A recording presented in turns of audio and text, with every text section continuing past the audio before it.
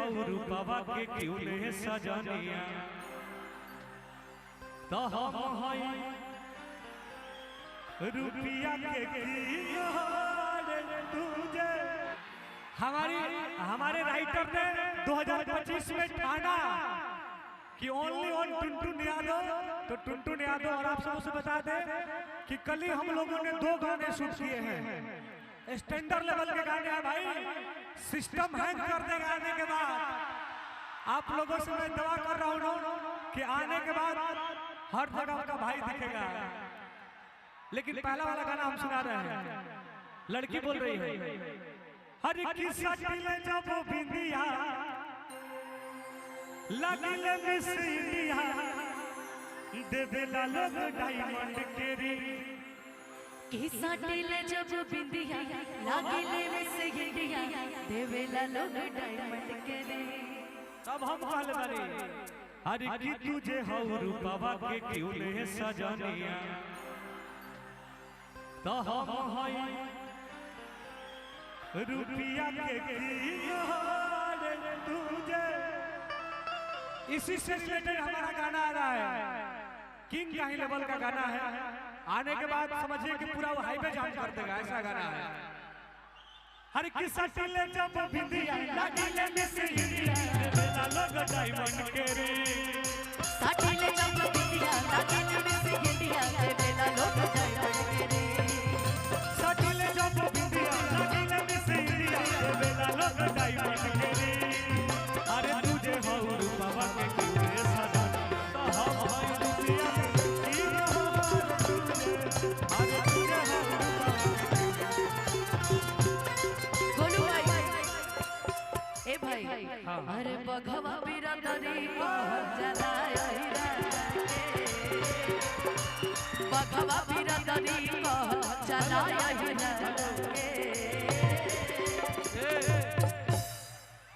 पंच से ना शुरू से। अरे की नेता हम की विधायक हो भाई भाई भाई भाई हीरो हो की खलनायक हो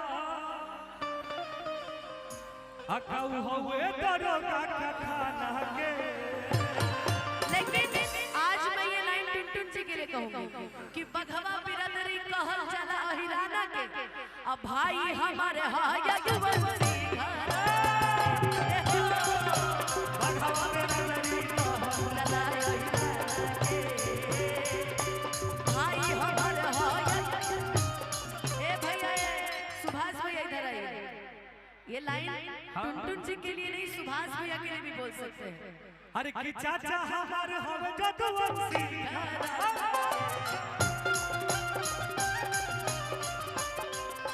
भाई हमारे हाया युवती के नेता हम की विधायक हो हीरो हम खलनायक नेता हम हीरो हम खलनायक तौ होए दरोगा खाना के। अरे बघवा बिरदरी कहल जलाया हिराना के भाई हमारे हाया युवती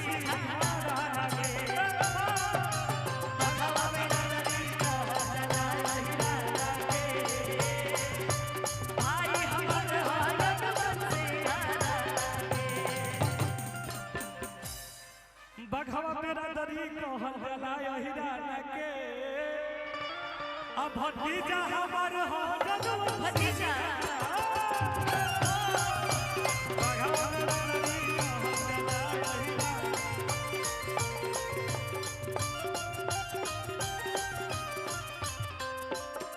नेता हम की विधायक हो हीरो हम खलनायक हीरो हम खलनायक काऊ होए दरोगा का खाना के। लड़किया कहते कि कुछ वो ना हो सिर्फ हुए हो। अरे की बघवा बिरदरी कहल जलाया हिराना के भतीजा हमारे हाया जदुवंशी। बरख चाहे बम बरख है। एक और गाना था अरे कि तू जादो खेसारी भी अरे की टुनटुन भी जा दो खेसारी भी जा दो दोनों मिलके इंडिया हिला दो। लेकिन इसी में मैंने गाया था कि तू यादव अनुपमा भी यादव दोनों मिलके इंडिया हिला दो कि बरखा बरस चाहे बम्पर से देखा कि तोहरा मन तरसे बरखा बरस चाहे बम्पर से देखा कि तोहरा अब छुट्टी ना याद ये जानू। हम चाह रहे हैं कि थोड़ा सा बिना म्यूजिशियन का हम लोग गाना गाए ताकि पब्लिक तक पहुंचे।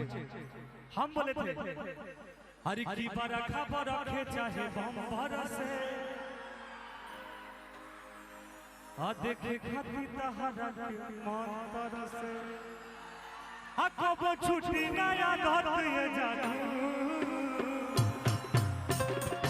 तब ये बोली थी कि